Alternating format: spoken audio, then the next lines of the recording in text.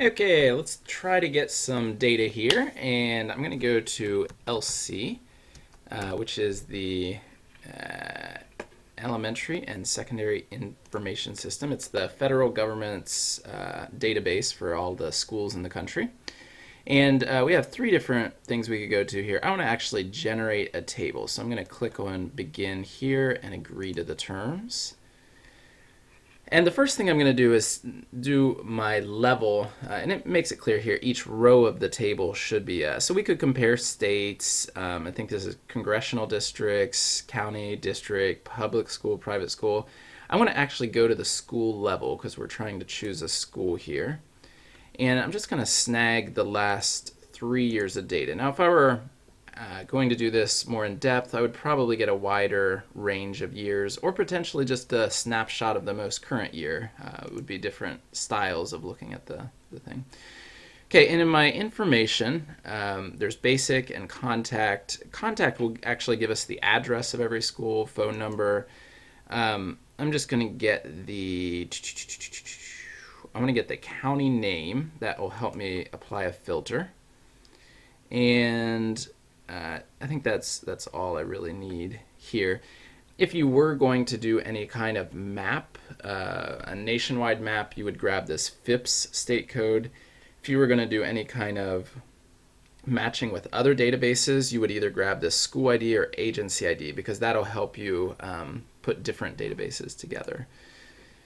Characteristics now, I'm going to look at, let's see.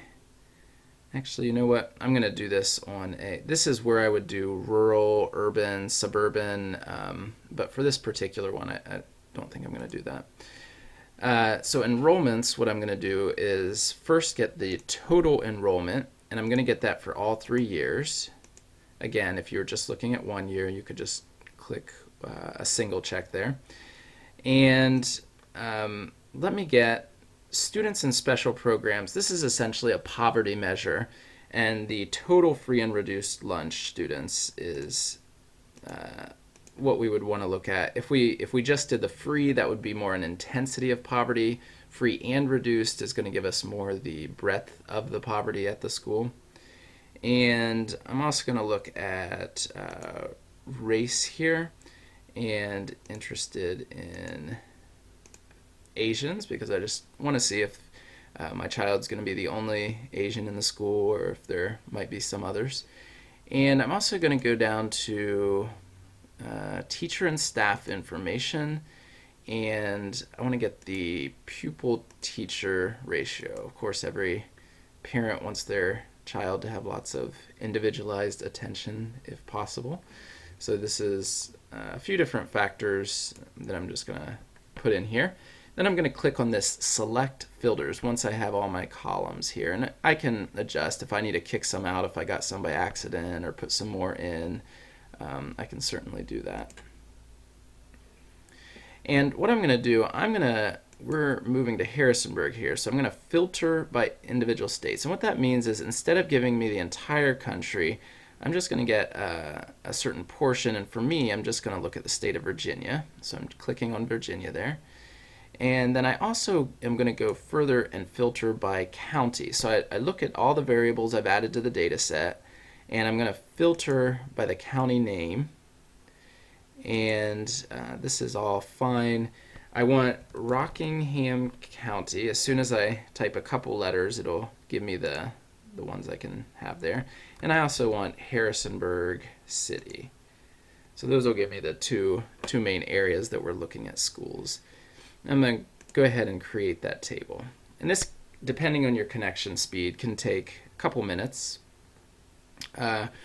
Once we get this, now you might think we could use that import HTML feature. I'm guessing based on the web address here that this is not specific to our table, so that probably would not work, although feel free to give it a try. What I'm going to do is click on export to CSV. The Excel works fine too. It's just a little more doctored up of a table. And then I'm going to get the chance to download a zip file, which I'll do. And as that's going, I'm kind of checking here to make sure that this data is what I wanted, and it is indeed. I did notice that I grabbed all the schools here. I could have filtered out just by elementary, but that's fine. And I'm guessing, just a second. Yeah, my downloaded successfully completed quite a while ago.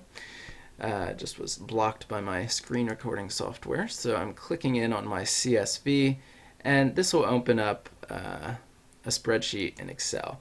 Now, there's quite a bit of what we would call baggage. I'm going to go ahead and import this into Google Sheets right away. And I'm only going to grab the data. So I'm not going to get all this stuff up here. I'm just going to start there with the school name, scroll all the way to the bottom right, hold down Shift, and click that bottom right cell. That'll select all of the data without all of this other text that's going to kind of mess up my column structure.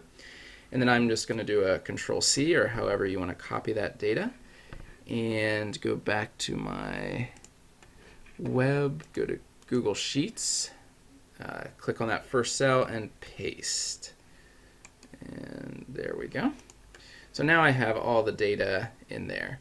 Now that I have it in there, I'm looking through quickly. I do notice the Rockingham, Virginia. Maybe I'll knock out this column here, the totals. In fact, what I'm going to do is, for this particular assignment, I'm going to only keep three schools here. So maybe keep Waterman, because that's right near EMU.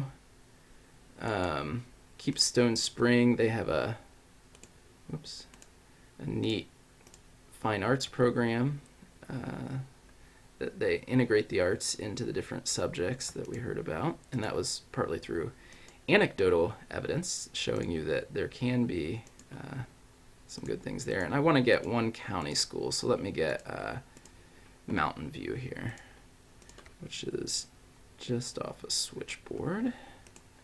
Okay, and I'm wondering if I can do this quicker. I'm going to hold down Shift. Yeah.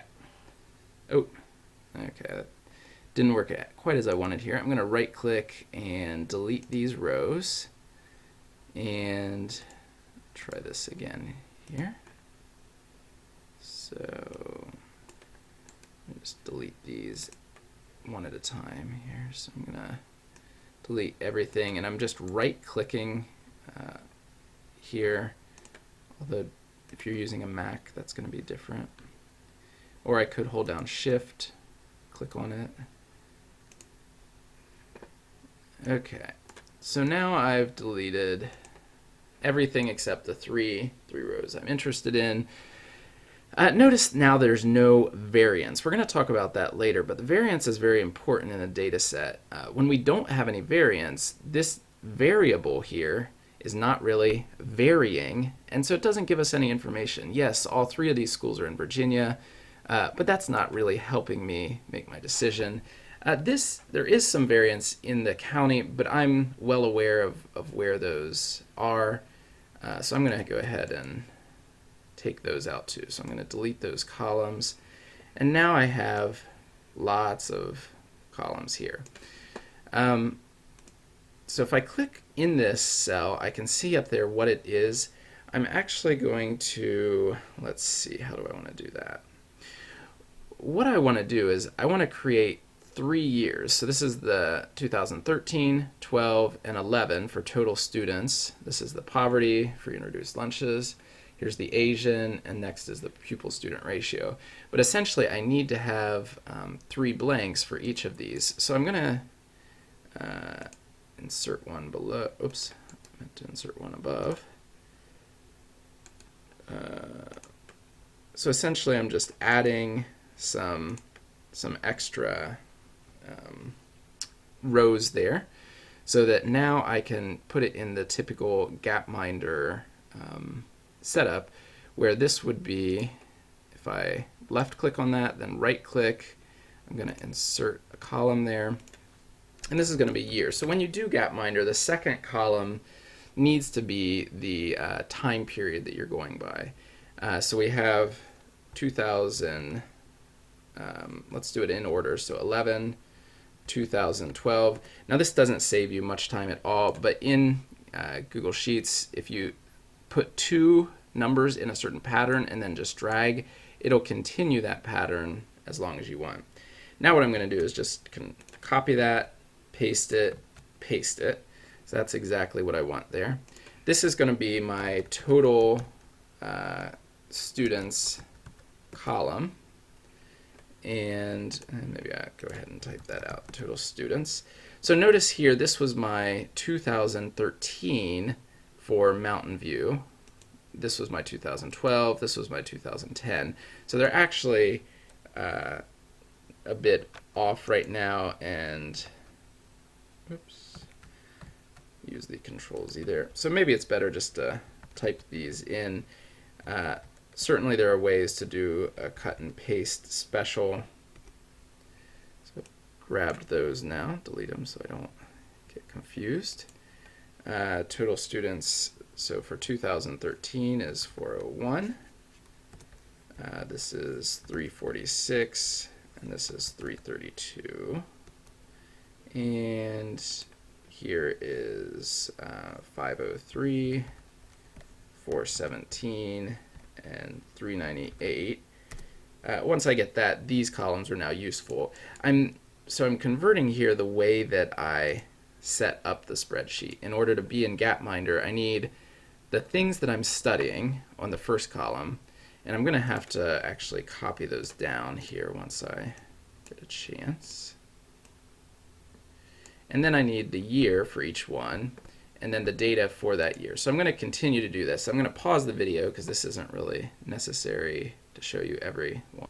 Okay, so you can see I've finished cleaning up my data here. The next thing I want to do is just highlight all of this and insert a chart. Never actually done this, so this will give you a chance to see how I process if things go wrong. And we're going to, by the way, the reason I haven't done this is I'm new to Google Sheets, and I really am excited to learn about a lot of these things. So we can see here that this is pretty much what we want, this trend, and it picked up that I wanted a trend even before I ask it.